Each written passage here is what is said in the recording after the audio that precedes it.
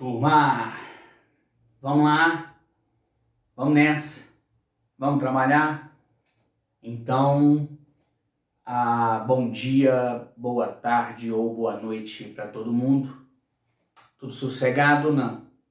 Tranquilo? Então tá bom. A gente segue aí o nosso trabalho para o vestibular da UFO, tá? Essas aulas, então, são específicas, é uma aula de média, uma aula de semi, voltada para o vestibular da UFO. E aí a gente vai falar de um filósofo contemporâneo, a gente está naqueles tópicos mais específicos, né, transdisciplinares que a UFO colocou, os tópicos mais novos. Já falamos aí de indústria cultural, que é um tema que eu dei um tapa, porque vocês já veem esse comentário muito bem feito na sociologia. Eu dei aí um outro pitaco também, para não dizer que a gente não conversou, né? Mas hoje a gente fala de um filósofo de primeira grandeza, filósofo francês contemporâneo, chamado Michel Foucault. E aí a gente vai fazer o trabalho com Foucault em 2 aulas. Como a gente tem um limite aí de tempo, que eu acho que é absolutamente pertinente, coerente, né? Eu sei que para assistir uma aula de 25 minutos, de 25 a 30 minutos aí, virtual, você gasta muito mais tempo, que eu sei que você pausa, eu sei que você anota, né? Então tem uma demanda de tempo para você fazer. Então eu vou gravar essa aula aí de 25 a 30 minutos, uma primeira aula sobre Foucault, vou fazer uma abordagem, a gente vai falar de todos aqueles conceitos que estão no conteúdo programático da UFO, mas a gente vai fazer isso em 2 conversas. Hoje você já vai encontrar alguns conceitos que estão lá na nossa conversa, a partir de uma abordagem, e na próxima aula a gente fecha. Eu acho que é um autor que merece, inclusive para você trabalhar também, um autor de uma atualidade brutal, é um autor que você pode usar uma possibilidade de uma argumentação de redação, merece ser conhecido. Acho que a UFO foi feliz em inseri-lo aí no processo seletivo. Então, Michel Foucault, um autor que está no auge da produção ali na década de 70, morre na década de 80, vitimado aí pelo HIV, né, pela AIDS, no momento em que ela estava, né, não tinha a menor possibilidade aí de tratamento. E aí, eu vou trabalhar o Foucault nessa aula de hoje, muito a partir de uma obra chamada Vigiar e Punir, que é uma obra que eu acho mais razoável, mais palatável, né, mais compreensível, e aí mesclando um pouquinho com uma obra chamada Microfísica do Poder, que é na verdade um conjunto de entrevista, artigo, é uma obra muito legal para ler o Foucault, sinceramente, assim. No fundo, eu acho que quem tem dificuldade para ler o Foucault tem que começar com um comentador até, não é muito esperto começar direto com o texto dele. A gente tem talvez bons comentadores aí. Tem um livro do Paul Veyne, eu vou até usar um exemplo dele hoje, chamado Foucault, do Paul Veyne, que é um puta de um historiador, que eu acho que é um livro que, se você não tem destreza ainda com Foucault, merece ser lido por você antes de ingressar direto nos textos do cara, né? Paul Veyne, com Y, tá? É um historiador de primeira grandeza. Ele conheceu muito bem o Foucault e acabou escrevendo um livro que é meio biográfico, meio conceitual do Foucault. Fica aí a sugestão de leitura para você. E aí a gente vai trabalhar com uma obra chamada Vigiar e Punir, mais especificamente com um capítulo dessa obra chamada O Panoptismo. O Foucault é às vezes considerado um teórico estruturalista, apesar dele nunca ter admitido essa classificação, né, essa linha no século XX muito influenciada pela linguística, né, e que entende que, da mesma forma que uma palavra ela não vale absolutamente, mas ela vale dentro de uma certa estrutura linguística, um indivíduo ou uma ação não vale absolutamente, mas vale dentro de uma estrutura cultural ou de uma estrutura social. Né? De maneira muito simplificada, eu acho que é isso. Eu não diria que o Foucault não seja estruturalista, mas eu acho que isso não sintetiza completamente o que o Foucault é. E aí, para ser bem justo com ele, ele mesmo, né, vai dizer que se aproxima muito do Nietzsche e do método, portanto, genealógico. Vocês se lembram na nossa aula do Nietzsche, que o Nietzsche realiza um processo chamado genealogia da moral, né? O Nietzsche vai estudar os valores ocidentais a partir a partir das suas origens, daí a palavra gênero, e sobretudo a partir, depois disso, das suas transformações ao longo da história, né? E claro, evidentemente, dos jogos de poder que estavam inseridos nesse jogo de transformações.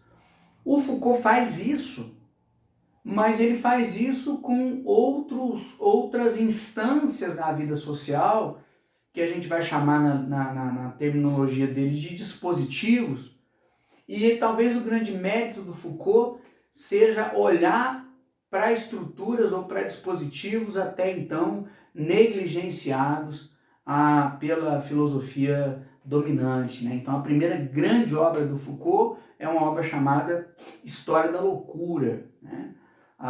Então o Foucault é um cara que vai olhar muito para como historicamente se catalogou a questão da sanidade e da insanidade, né? E como é que isso envolveu uma organização de poder e como isso envolveu um discurso científico, né?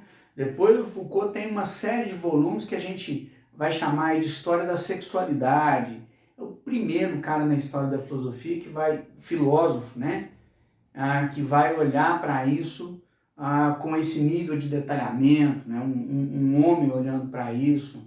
A Simone dá um tratamento para isso com um olhar feminista, mas o Foucault vai dar a isso um olhar meio que de filósofo da ciência, né? Tentando entender como é que se produz discurso sobre a sexualidade ao longo da história também.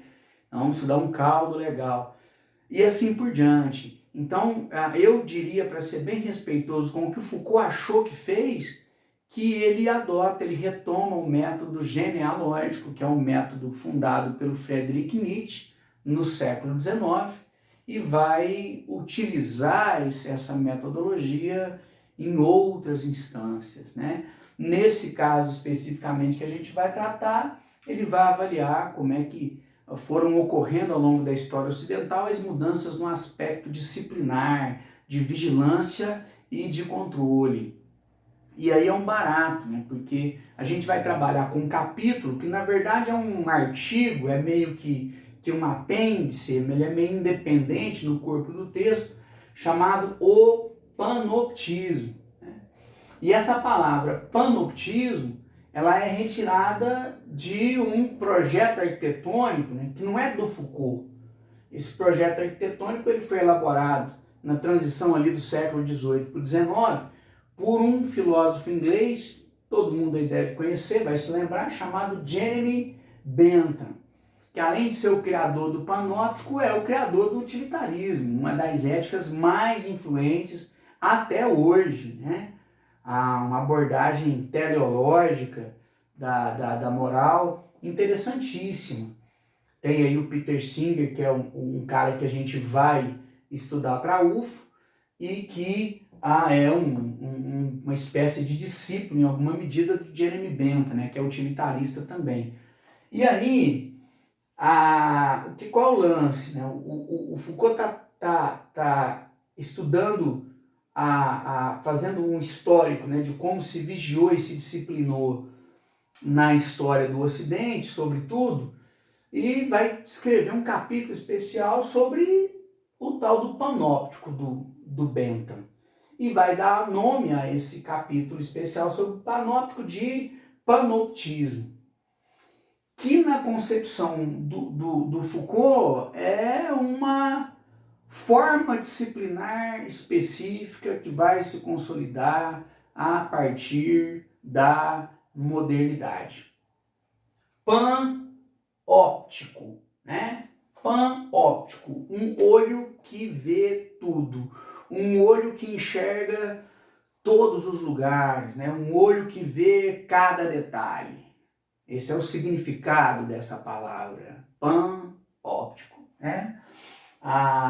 E aí a estrutura arquitetônica é essa, espero que esteja dando para todo mundo ver. É uma torre central, representei aqui de forma muito simplificada, mas o modelo ideal é esse. É uma torre central que tem uma janela que dá visão para todos os lados.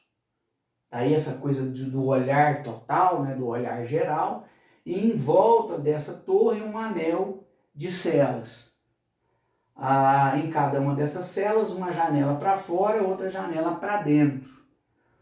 Essas janelas, turma, elas não são pensadas em termos de ventilação.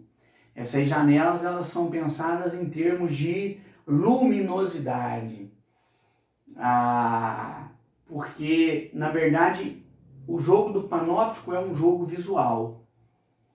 E ele não é um jogo de visibilidade direta, né? O que acontece é o seguinte, a gente tem aqui nessa torre, aqui, né, o escritório do vigilante, e em cada uma dessas celas a gente vai colocar um indivíduo. Tem um certo ângulo de construção que permite que o cara que está vigiando veja por um jogo de sombra e, portanto, indiretamente, né, o que é que esse cara que está aqui na cela está fazendo. Então, esse cara pode ver esse cara o tempo todo, se ele quiser. Mas esse mesmo ângulo de construção, ele impede que esse cara veja o cara que está na torre. É por isso que não pode ser uma visão direta. É por isso que tem que ser um jogo de sombra. Daí a função da janela para dentro e para fora, né? Enquanto rolar a luz natural. E claro, à noite, se houver vigilância, a luz tem que estar acesa. E aí segue o jogo de sombra que permite que esse cara, por meio dessa janela interna, veja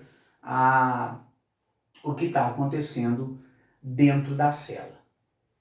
Cássio, o panóptico é uma prisão, é isso?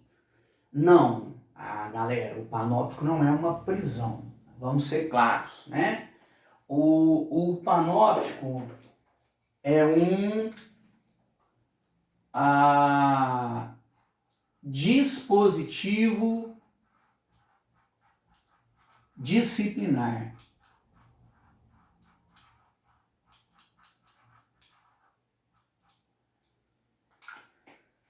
O panóptico é uma fábrica de produção de disciplina. É fundamentalmente isso. E aí, como é que ele funciona? Né? Ele funciona com o vigilante vendo sem ser visto. E o vigiado sendo visto sem conseguir ver. Então, o que a gente precisa entender e isso você vai encontrar no Weber, você vai encontrar nos bons teóricos de poder, né? O poder implica necessariamente discrepância. Ela que é nítida, né? Porque tem um cara que tá acima e vê tudo e um cara que está abaixo e não vê nada, né? Então, no jogo do Foucault fica claro, né? Primeiro, controle implica isolamento. Você controlar as pessoas, você precisa isolar as pessoas.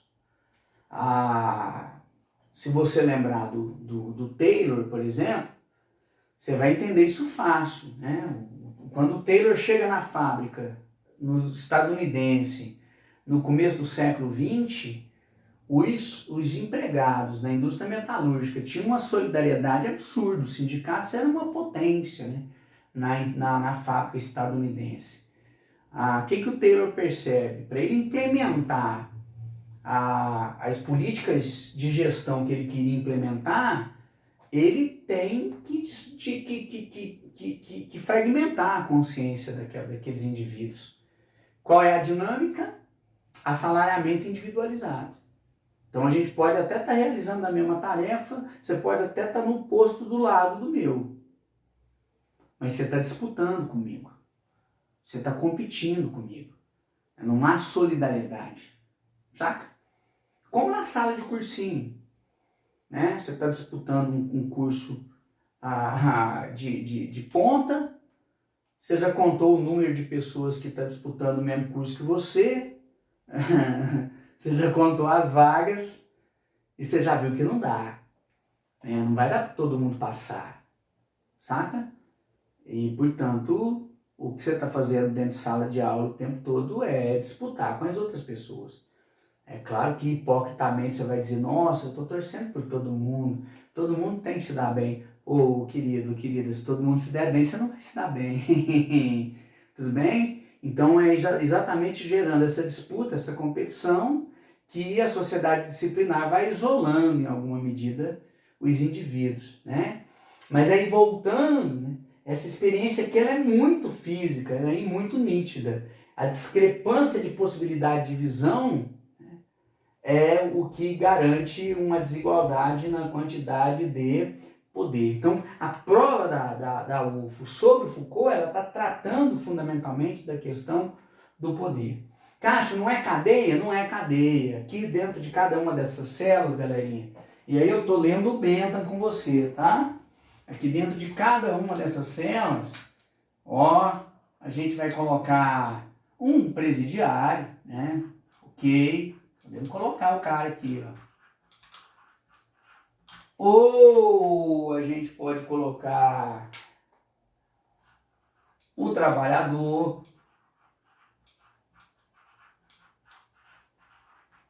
Ou a gente pode colocar o louco. Ou o doente.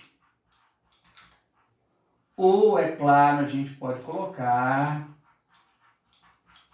o estudante. Eu acabei de dizer, né? O jogo do sistema é esse, né? Então, primeiro, produção de isolamento. Você está numa sala que está cheia de gente, mas no fundo, você não vai se solidarizar com as outras pessoas que você está disputando, né? E, em segundo lugar, esse lance de uma discrepância visual. Então, antigamente o lance era mais assim, um vidrinho transparente na janela da sala, né? Uma parte transparente na porta da sala. Quando eu comecei a dar aula, não tinha esse lance de câmera dentro de sala de aula, né? Mas, cada vez mais, nas escolas em que eu trabalho, câmera, saca? E aí, assim, a câmera tá ligada o tempo todo? Eu não sei se a câmera tá ligada o tempo todo. E se não tiver? Faz diferença? Saca? O cara tá aqui em cima o tempo todo? Ou de vez em quando ele sai? Você entende? O cara sai daqui de vez em quando? Ou ele nunca tá aqui? Calma lá. De vez em quando ele tem que estar aqui, porque o nome da obra é vigiar e punir. Então, de vez em quando alguém tem que apanhar, né? De vez em quando o cara dessa cela tem que escutar o cara de uma outra dessas celas apanhando. Porque senão ele vai achar que nunca é visto. Entende? A dinâmica é essa. De vez em quando alguém precisa ser punido para sustentar esse negócio. Mas o que você já percebeu? Quem é que te vigia na sala pensando na câmera, pensando na visibilidade? É você mesmo, ou você mesma, né? Então, no fundo, o que o Foucault está tentando entender, vem de cá para mim, por favor, ó. O O que o Foucault está tentando estudar é isso, né? Os processos de transferência da disciplina que vão acontecer na modernidade, né?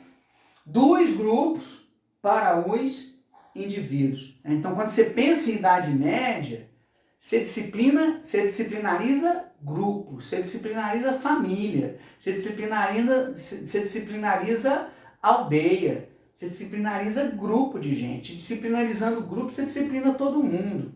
Agora, a modernidade, ela criou um troço louco, um tipo de aberração chamado indivíduo, né? Você estuda isso bem com um cara chamado Emile Durkheim, né? Como que a gente passou de uma solidariedade chamada mecânica, né? Para uma solidariedade chamada orgânica. E aí, de uma solidariedade, portanto, que estava baseada na supressão das consciências individuais pela consciência coletiva, a gente passou para uma sociedade para uma solidariedade que é a solidariedade do capitalismo, na qual a consciência coletiva se afasta, deixando descoberta parte das consciências individuais. Você pensa individualmente.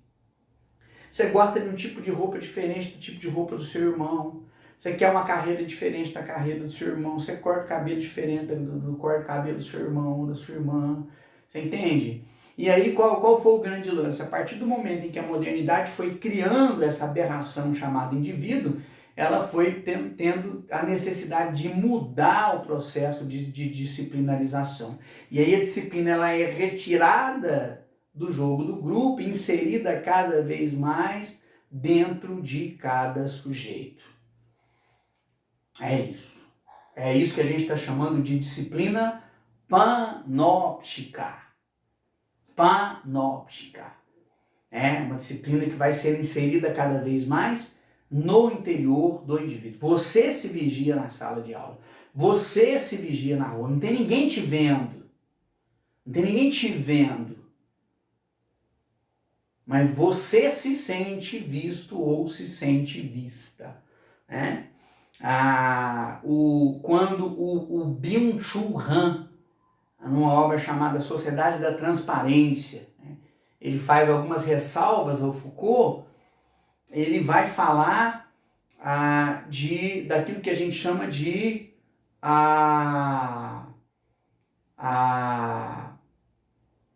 panóptico aperspectivístico nas sociedades que a gente contemporâneas, né, nas sociedades nas quais a gente vive. Por quê? Né? Porque o panóptico do Foucault, o clássico, né, ele está baseado na ideia de controle e, portanto, na ideia de que alguém nos vê de uma certa perspectiva. Então, tem a perspectiva do vigilante que vê todos os outros no mesmo lugar.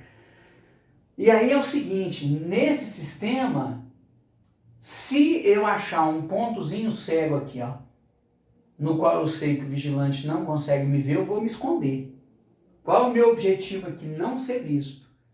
No panóptico aperspectivístico, que é o Instagram, por exemplo, né? É nisso que o Byung-Chul Han está pensando, a gente está sendo controlado absurdamente pelo olhar dos outros, mas a armadilha é a gente quer ser visto, a gente quer se mostrar, né? A gente quer ser cada vez mais, não é que a gente quer, né? Eu tenho um bando de amigos no Instagram que é médico, que é arquiteto, que é engenheiro, que é dentista, né? Não é que a gente quer. E eu que sou professor também, tenho a minha carreira, não é que eu queira também, né? Mas as carreiras vão ficando cada vez mais dependentes de algum nível de visibilidade. Então a gente acaba sendo forçado a se mostrar para ser controlado. Então é um refinamento da sociedade do controle, né? Mas não é uma negação da sociedade do controle. Tá? Muito massa isso, né? E aí, turma, o último detalhe que eu quero comentar nessa aula de hoje é isso aqui, ó. O poder no Foucault, ele tá longe daquela visão clássica assim, ó. Quem tem poder é o chefe de Estado, e aí o chefe de Estado manda na gente, e aí o poder emana de um centro, que é o centro estatal, e se difunde no tecido social. Não. Pro Foucault, isso já tinha sido dito pelo Weber, Eu não acho que isso aqui seja inovador. O Weber, lá no comecinho do século XX, já tinha dito isso para nós. Toda relação social é relação de poder. Portanto, claro, todo mundo exerce poder sobre todo mundo, né? O namorado exerce poder sobre a namorada e vice-versa. O pai exerce poder sobre o filho e vice-versa, né? Então, acho que o Weber já enxerga o tecido social como uma teia de poder. Mas o Foucault talvez detalhe mais isso, né? Como o poder está diluído no tecido social, e todo mundo, em última instância, está exercendo poder sobre todo mundo. Vou dar um exemplo bem rapidinho, que está na obra do Paul Veyne, né? Ele diz assim, olha, vamos pensar no maquinista alemão que controla a locomotiva do trem que leva os judeus para o campo de concentração. E o nosso maquinista está com uma crise de consciência, ele resolve que ele não vai mais controlar essa locomotiva. Ele chega em casa e diz para a esposa, ele é casado e tem 2 filhos, uma filha de 4 anos, um filho de 2.